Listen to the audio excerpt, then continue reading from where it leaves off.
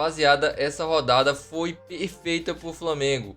O Palmeiras perdeu pro Fluminense, o Botafogo empatou com o São Paulo e o Flamengo venceu no finalzinho, mas venceu.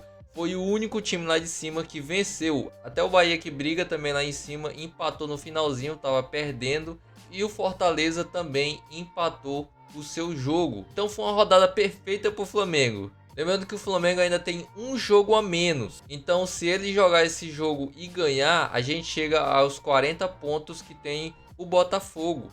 Mas enfim, o primeiro turno acabou. Vamos dar uma olhada no que o pessoal do Linha de Passe da ESPN falaram. E o link do canal ESPN Brasil vai estar aqui na descrição como créditos. Vamos dar uma olhada no que eles falaram sobre essa vitória do Flamengo, que foi importantíssima. Olha, nós vamos atravessar um período do campeonato que vai ser muito complicado, e se a gente ficar achando que quando o Arrascaeta e o De La Cruz, principalmente, né, voltarem, até lá ninguém sabe como vai... Não. Nós vamos precisar resolver aqui. E assim, o final da imagem do período não foi o melhor, porque o Flamengo deixou de ganhar 2 jogos, né, em rodadas seguidas. Mas se você for pensar...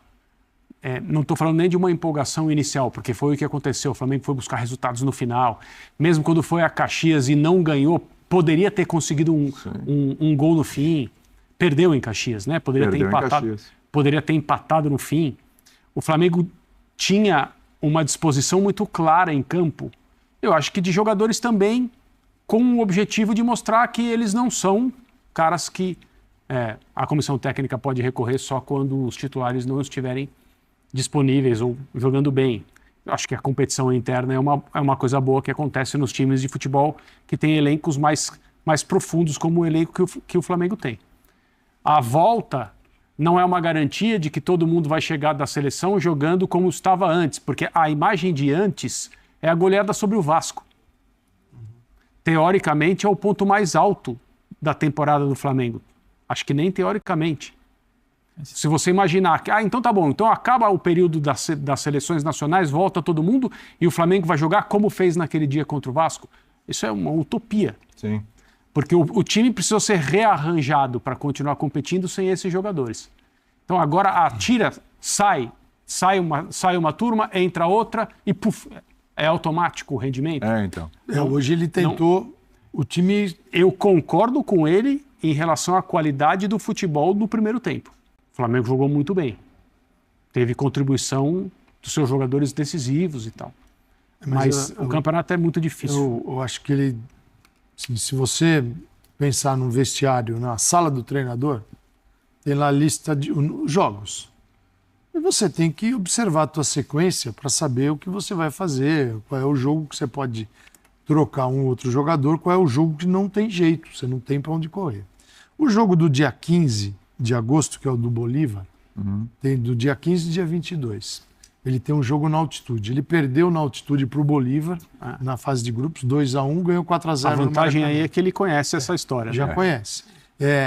O jogo do dia 15 é um jogo que o time tem que voar. Para ver se consegue algo parecido ao que fez aqui na fase de grupos. Só que foi o jogo da volta, não foi o jogo da ida. Está invertido agora. Perfeito. Se ele consegue um bom placar, ele vai, não é que vai mais suave para a Bolívia, mas ele vai menos preocupado, podendo controlar o que ele já construiu. Se ele for para a Bolívia precisando vencer a altitude do adversário, as coisas aí lascou. Pelo seguinte, porque até chegar lá, o Flamengo tem agora o Atlético Goianiense. É um adversário que ele tem que vencer. Em casa, né? Em casa. Já é o retorno. Só que aí é Copa do Brasil, Palmeiras, depois é São Paulo pelo Brasileiro, Palmeiras a Copa do Brasil, depois Palmeiras pelo Brasileiro, vem Bolívar, vem o Botafogo e vem o Bolívar outra vez. De novo. Cara, esta é uma sequência e não dá para chegar no jogo e falar esse, porque são todos. Todos. Porque aqui são dois mata-matas. A temporada de Flamengo, Palmeiras e Botafogo é um negócio incrível. Sim. E não dá para escolher qual é o pior. Esse recorte, a gente mostrou isso no Sport Center, esse recorte de período e o período dos 3 melhores elencos do país, acho que a gente fecha. É uma coisa assim surreal. E esse jogo contra o Bolívar, dos 4-0, foi um dos jogos que eu sempre falei muito isso. Que na mesma semana o Flamengo ganhou de 2-0 do Corinthians e ganhou de 4-0 do Bolívar. O jogo dos 2-0 contra o Corinthians foi mais consistente e mais controlado. Esse jogo do Bolívar foi 4-0, mas teve uns espaços que o Flamengo deu que se ele der de novo, vai lascar. E foi uma semana que até se questionava que alguma coisa mais drástica poderia acontecer. Sim. Né? O jogo de hoje... Um pelo Campeonato Brasileiro e um jogo pela Libertadores, que era possível eliminação.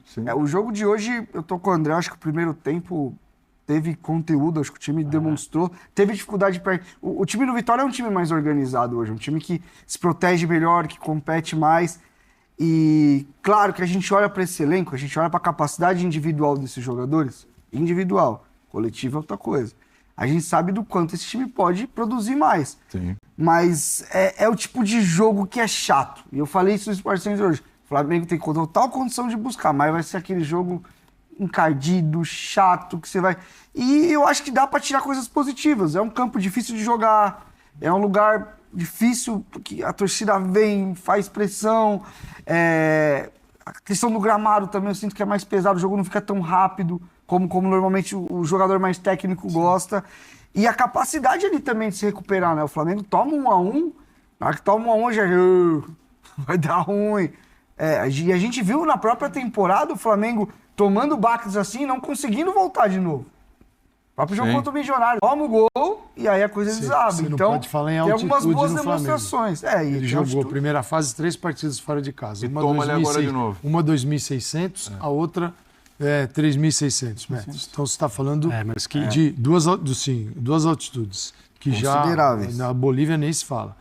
Agora tem outra. Então no quarto jogo são 3 altitudes. Com a possibilidade de pegar o Strongest. Se ele passar pelo Peñarol, ele iria depois para mais um jogo. O quarto em 5. Se somar tudo, chega na Lua. Cara, o Flamengo. É assim, é chato. É chato. Ô, Pedro, rapidinho. Enfim, rapaziada, o Flamengo ganhou, é o que importa. O primeiro tempo o Flamengo jogou muito bem. O segundo tempo começou até controlado, até que o Vitória começou a se soltar mais, querer sair pro jogo. Até que conseguiu um gol e aí deu aquele banho de água fria. Parece que o Flamengo iria caminhar tudo por empate. E aí o Tite colocou o Carlinhos e o Gabigol deu o passe e o Carlinhos fez o gol que garantiu a vitória para o Flamengo, garantiu os 3 pontos, que era importantíssimo. Agora é virar a chave porque é Copa do Brasil, jogo contra o Palmeiras, o primeiro jogo é no Maracanã, o Flamengo tem que fazer resultado lá, fazer pelo menos 2 gols no Maracanã, no Palmeiras, para poder ir lá pro estádio dos caras e pelo menos segurar um empate lá de 1-1, 2-2 para se classificar. Mas aí, se você gostou do vídeo, não se esquece de deixar o like, se inscreve no canal e até o próximo vídeo.